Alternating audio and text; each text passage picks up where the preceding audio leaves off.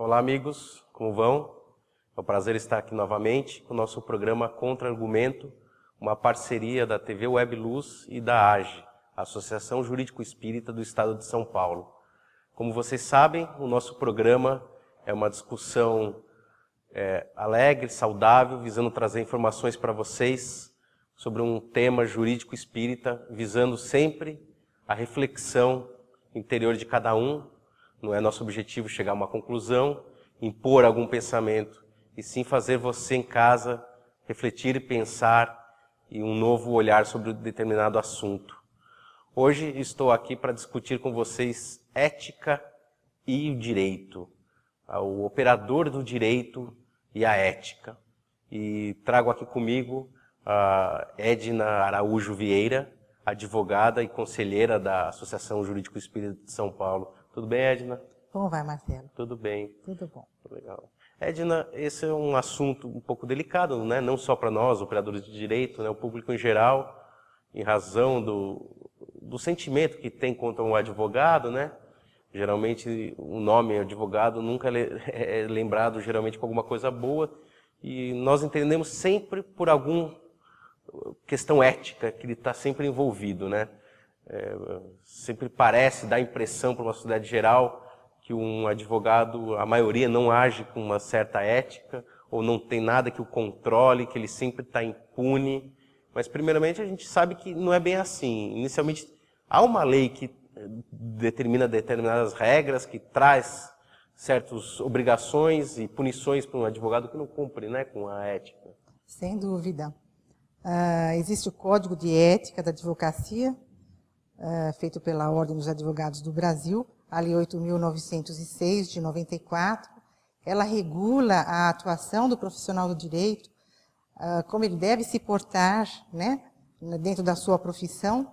E logo na introdução do Código, nós podemos ver que os princípios ali elencados, eles são maravilhosos, são princípios, como não poderia ser diferente, cheios de ética, de moral, e que muito se parecem também com os postulados espíritas, né?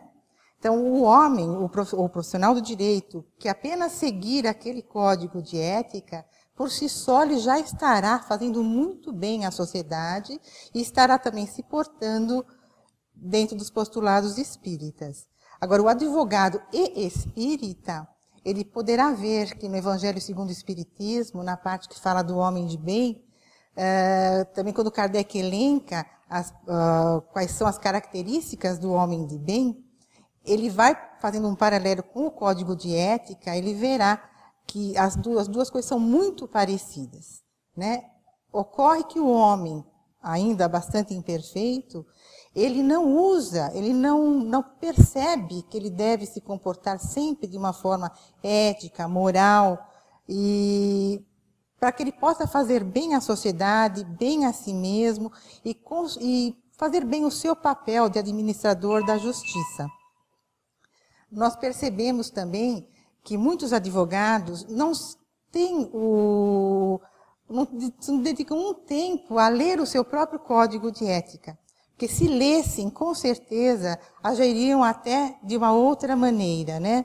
Interessante. O código de ética, então, você fez esse comparativo com o capítulo do Evangelho segundo o Espiritismo, exatamente, com o homem de bem, e ele vai seguindo né, quer dizer, em tese, basta seguir o Evangelho que você vai ser ético. Automaticamente você será um homem ético. Entendi. Não é? Interessante. E o espírita, então, ele tem mais um motivo para obedecer o seu código de ética, porque por uma questão de coerência com a sua própria doutrina, ele tem que observar o código de ética da advocacia. Interessante. E essas normas de ética, né, as pessoas também confundem, talvez assim, não é só não roubar, né? Também não é só, não faça isso, não prejudique seu cliente, que são coisas até óbvias, né? Sim, sem dúvida. Então, tem outras coisas éticas, por exemplo, no tratar do cliente, no tratar da parte contrária, no tratar a pessoa que mesmo não trabalha com direito, né? Com a pessoa com que ela está litigando, que ela está brigando, a forma de você tratar a urbanidade também está dentro da ética, né? Tudo faz parte, não é?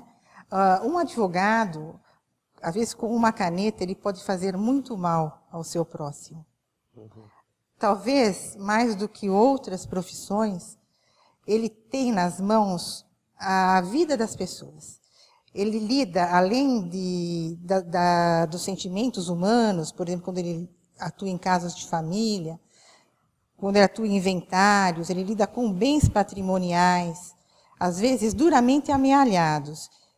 E por um descuido, ou por uma falta ética, ou por desonestidade, ele pode comprometer o próximo de uma maneira muito grave. Por isso que ao advogado, talvez mais até do que qualquer outro, se exige uma conduta ética muito rigorosa. Claro, pelos bens envolvidos, né? Pelos bens envolvidos. É a vida, é a saúde, é o patrimônio, é a moral, é a honra. Ele lida com todos esses valores da vida. Claro. Por isso que dele é exigido um comportamento ético muito rigoroso e a sociedade tem todo o direito de cobrar isso dele. Claro. Nesse ponto assim, da sociedade, eu também vejo uma certa confusão. Claro, o advogado tem que agir com ética e tal, mas, por exemplo, na escolha dos casos que o advogado vai defender, ou algum tipo de demanda que ele acaba por bem adotar, geralmente assim, a população em geral acaba criticando esse advogado, dizendo, confundindo até com ética, olha, ele está defendendo aquele assassino, principalmente na área criminal, né, muito normal isso. Quem teria coragem de advogar para os Nardoni, né, por exemplo? Então, assim, e vem muitas críticas, eu vejo muitos espíritas criticando, falando, o advogado que pegou essa causa não é ético. Mas isso é ética? A gente pode falar... Olha, Marcelo, nós não podemos culpar o mensageiro pela mensagem, não é verdade? No próprio estatuto da OAB, no Código de Ética, está dito que o advogado ele tem o direito e o dever de patrocinar a causa de um criminoso, sem deixar que a sua própria opinião influa no seu trabalho. Todo advogado ele pode ou não pegar o cliente que ele deseja. Mas, se ele é chamado a atender um cliente, ele tem que fazer a sua parte da melhor forma possível, da maneira mais ética possível, dentro do que a lei lhe permite, dos direitos que são garantidos a todo ser humano, mediante a nossa Constituição Federal.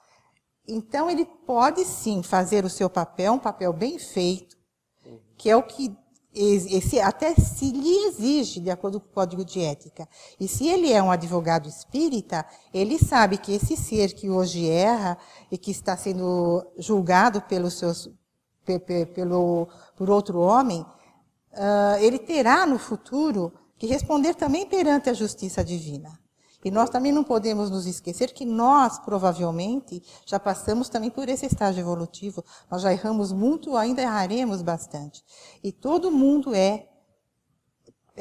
tem que ter uma defesa. É um direito de todos ter a sua defesa. Então, o advogado pode fazer o seu papel muito bem, sem se comprometer moralmente. Na sua opinião, eu sou um advogado por seguir a nossa filosofia espírita, não teria um comprometimento ético ou até com a doutrina se você assumir essa causa. A gente não pode criticar o profissional de direito, né? Desde que ele, claro, dentro do limite ético, ele está acolhendo uma pessoa. Na verdade, você assumir uma causa dessa, você está praticando o espiritismo, né? Sem dúvida. Eu não vejo incompatibilidade. Com todo respeito a opiniões em contrário, eu não vejo absolutamente incompatibilidade nenhum, desde que o profissional ele haja dentro daquilo que preconiza a doutrina espírita e o seu código de ética. Não vejo, sinceramente, incompatibilidade. Acho até que é uma caridade em muitos dos casos, porque nós sabemos que as prisões estão lotadas e muitos profissionais não querem trabalhar para essas pessoas, até por problemas morais. Mas nós, como espírita, entendendo nosso dever de caridade, nós devemos. Sempre somos chamados a atuar nessa seara, a atender o nosso próximo, que hoje, infelizmente, erra. Ética, nós estávamos conversando sobre ética, né, e operador de direito, e algumas outras atitudes e ações que o operador de direito deve tomar para se adequar tanto ao nosso código de ética, como até o evangelho, né? E conversamos aqui que não é só não roubar, não enganar, não mentir, que são atitudes antiéticas, né? Tem algumas atitudes éticas que o operador deve tomar que visam sempre o bem-estar comum, né? E que tipo de atos são esses que você pode dar como exemplo para a gente?